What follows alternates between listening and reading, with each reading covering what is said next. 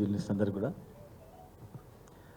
గతంలో ఆంధ్రప్రదేశ్ గవర్నమెంట్ ఉన్నప్పుడు ఏంటంటే పిసిసి ప్రెసిడెంట్ అనగానే తెలంగాణలో ఎవరు ఉండకూడదు తక్కువ. పిసిసి కాంగ్రెస్ కానీ బీజేపీ కానీ ఏ పార్టీ అయినా కూడా ఇతర ప్రాంతాల్లో ఉండేది. కానీ తెలంగాణ వచ్చిన తర్వాత పక్క తెలంగాణ వల్లే పిసిసి ప్రెసిడెంట్, పక్క తెలంగాణలో బీజేపీ ప్రెసిడెంట్, సిపిఐ కానీ సిపిఎం ఏ పార్టీ పెట్టినా కూడా ఇక్కడ పుట్టిన వాళ్ళకే ఈ తెలంగాణ వాళ్ళకే ఉండేది. అదేవిధంగా మంత్రులు చూస్తే కూడా మనం ఏదో నామక వాస్తే చిన్న చిటికెనీళ్ళ టైప్లో చిన్న చిన్న మంత్రి పదవులు ఇచ్చేటివి, కీలకమైనటువంటి వాళ్ళకే ఉండేటివి. ఇక ముఖ్యమంత్రులు అంటే మొత్తం తెలుసు మీకు. ఆంధ్రప్రదేశ్ గవర్నమెంట్లో తెలంగాణ వాళ్ళు అంజయ్య గారు, వెంగళరావు గారు, తర్వాత మొత్తం టోటల్గా తప్ప మిగతా అత్యధికంగా పరిపాలించింది ఈ రాష్ట్రాన్ని తెలంగాణ ఇతరులే. నిజంగా తెలంగాణకు న్యాయం జరిగింటే, సమానత్వంగా చూసింటే తెలంగాణ రాష్ట్రము అడిగేటోళ్ళమే కాదు, కలిసిమెలిసి ఉంటేళ్ళమే. ఎప్పుడైతే అసమానతలు ఏర్పడ్డాయో అప్పుడు మనం తెలంగాణ తెచ్చుకున్నాం. మరి తెలంగాణ వచ్చిన తర్వాత ఈరోజు ముఖ్యమంత్రి రేవంత్ రెడ్డి గారు అయినరు అంటే కూడా కంపల్సరీ తెలంగాణ కాంగ్రెస్ పార్టీలకు తెలంగాణలో చేయాలంతే. తెలంగాణ మనం తెచ్చినందుకే సీఎం రేవంత్ రెడ్డి గారు అయ్యారు. తెలంగాణ మనం తెచ్చినందుకే కిషన్ రెడ్డి గారు తెలంగాణకు అధ్యక్షుడు అయ్యిండు, మంత్రి అయ్యిండు. అంటే తెలంగాణ అస్తిత్వాన్ని కాపాడుకున్నాం. మనందరం కొట్లాడి తెచ్చుకున్న తెలంగాణలో మన అస్తిత్వాన్ని మనం కాపాడుకున్నాం. ఇవాళ ముఖ్యమంత్రి అయినా మంత్రులైనా ఏదైనా కూడా ఇవాళ ఒక రాజ్యసభ మెంబరు కేసీఆర్ గారు ముఖ్యమంత్రి గారు ఉన్నప్పుడు కూడా చాలా ఒత్తిళ్ళు వచ్చినాయి, పెద్ద పెద్ద ఒత్తిళ్ళు వచ్చినాయి. రాజ్యసభ ఇవ్వండి సార్ అని చెప్పని పెద్ద పెద్ద పారిశ్రామికవేత్తలు ఒత్తిడి వచ్చినాయి. కానీ నేను ఇస్తే తెలంగాణలోకి ఇస్తా, పారిశ్రామికవేత్త కావచ్చు, మామూలుడు కావచ్చు, ఏదైనా కావచ్చు, కానీ వాళ్ళ తర్వాతనే మీరు అని చెప్పిండు. ఇవాళ తెలంగాణ ఇతరులకు తెలంగాణలో వస్తుందని మాకు బాధ అవుతూ ఉంది. ఎందుకంటే మేము జనరల్గా డబ్బులున్న వాళ్ళే ఎమ్మెల్యే అవుతారు. మనం చూస్తూ ఉన్నాం, మనం దాచుకునేది ఏం లేదు అక్కడ. ఆర్థికంగా మూలాలు ఎవరికి ఎక్కువనే అందరు తెలుసు. ఇవాళ బడుగు బలహీన వర్గాల వాళ్ళకు ఆర్థికంగా ఎదగలేరు, రాజకీయ శక్తిగా ఎదగలేరని నామినేటెడ్లో ఇస్తూ పోయినాం. గతంలో మా యాదవ్కు, బండప్రకాష్ గారికి, ఆయన ఎన్నో ఏళ్ళు కాంగ్రెస్లో ఉన్నాడు బండప్రకాష్ గారు, కానీ శాసన మండలి వాళ్ళకు కూడా ఓలే. కానీ రాజ్యసభ మెంబర్గా తర్వాత మండలిలో వైస్ చైర్మన్గా ఇవ్వడం జరిగింది. మా యాదవ్ గారు 30 సంవత్సరాలు పార్టీ అధ్యక్షుడిగా ఉన్నాడు, నల్గొండ జిల్లా అధ్యక్షుడిగా సేవ చేసిన పార్టీ, కానీ ఆయనకు రాలే. ఆయనకు రాజ్యసభ మెంబర్కి ఇవ్వడం జరిగింది. అట్లా చాలామందికి, డి శ్రీనివాస్ గారికి, కేశవరావు గారికి, ఇక్కడ ఉన్నటువంటి మా బడుగు నాయకుడు బడుగు నాయకుడు మా బండప్రకాష్ గారు, మా రవి గారికి, వద్రాజు రవి గారికి, అట్లా.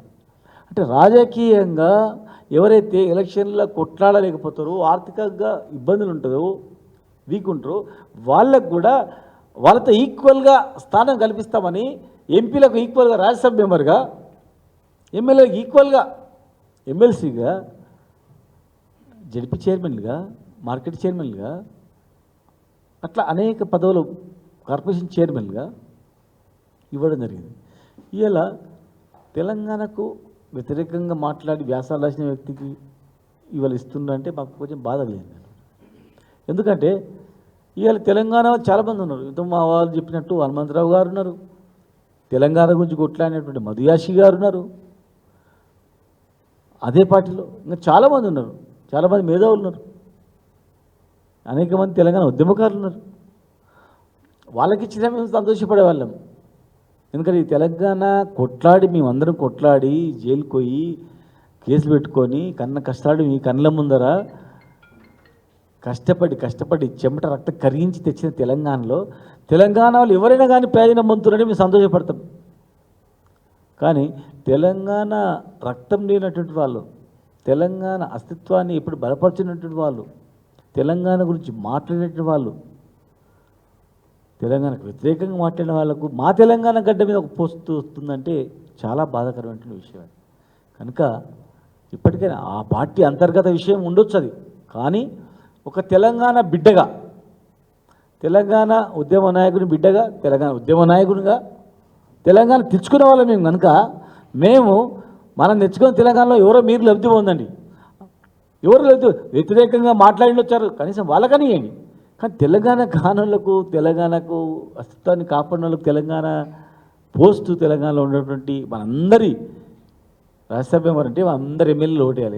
ఎమ్మెల్యే ఎట్లా తెలంగాణ ప్రతి బిడ్డ ఓటేస్తే ఎమ్మెల్యేలు గెలిస్తే, తెలంగాణ చెమట రక్తంతో తెచ్చుకున్న తెలంగాణలో తెలంగాణ వాళ్ళ బిడ్డలను ఓటేసి గెలిపించిన ఎమ్మెల్యేలు మన అస్తిత్వాన్ని కాపాడుకోవడానికి 70 ఏళ్ళు కొట్లాడి ప్రాణాలు ఓటుకొని, 1000 మందిని ప్రాణాలు ఓటుకొని ఇక తెచ్చుకున్న తెలంగాణలో ఈ గడ్డ మీద పుట్టినకి ఎవరికో అని పోస్ట్ వచ్చిందంటే మేము సంతోషపడతాం, సరే పోనీ. కానీ పోనీ ఈ గడ్డ మీద పుట్టకపోయినా ఈ గడ్డ గురించి మాట్లాడడానికి వచ్చిందన్న కూడా పోనీలే అనుకుంటాం. కానీ వ్యతిరేకంగా మాట్లాడిన వాళ్ళకు ఇలా మా పోస్టు, మా రాజ్యసభ మెంబర్ అంటే ఆ పార్టీ అంతర్గతం ఉండొచ్చు, అంతర్గత టికెట్ ఇవ్వచ్చు, కానీ ఓట్లేసి గెలిపించిన ఓట్లతో, తెలంగాణ ఓట్లతోనే ఆయన మెంబర్ కావాలి కదా. మాకు వ్యతిరేకంగా మాట్లాడిన వ్యక్తికి ఇక్కడ మళ్ళీ మేమే రాజ్యసభ మెంబర్కి పంపుతామంటే ఎక్కడ పోతుంది అనేది మాకు బాధ అంతే.